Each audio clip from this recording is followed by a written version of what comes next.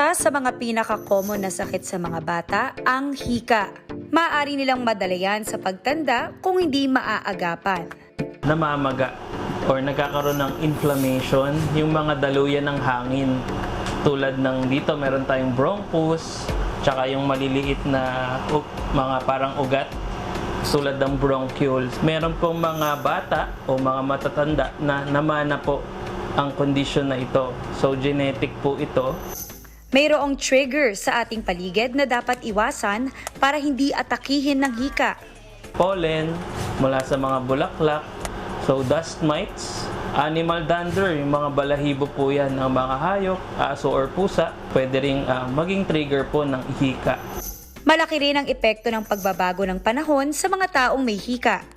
Kapag ang tao ay wala nang pumapasok o lumalabas na hangin sa kanyang katawan, napaka-deadly po nito. Mahalagang obserbahang maigi ang isang tao para sa mga sintomas upang malaman kung siya ay inaatake ng hika. Pwede mong bilangin actually ang kanyang mga respirations. So yan ang pag-angat at pagbaba ng dibdib ng isang bata or ng isang tao. Usually, masyadong mabilis ang hinga. Pwede mo rin makita, lumulubog dito sa may ribs natin. So yun ang tinatawag na retractions. O ang iba naman, lalo na sa mga bata, ay namumutla o nagiging blue or cyanotic ang kanilang mga muka, lalo na po dito sa midline. Ipinaliwanag ni Doc ang posibleng gawin o lunas kapag inatake ng hika ang isang tao. Meron tayong mga emergency cases na ginagamitan natin ng EpiPen.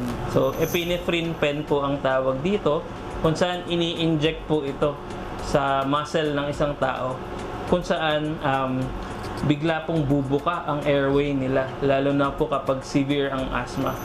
Nariyan din ang oxygen, inhaler at nebulizer para sa pasyenteng hinihika. Pinakamainam na dalhin sila sa doktor para masuri at mabigyan ng angkop na lunas. May mga maling paniniwala tungkol sa hika, gaya ng nagagamot ito ng pag-inom ng pinatuyong butiki. Nako, hindi po totoo ito. Hindi rin daw angkop ang brown bag technique sa mga hinihika.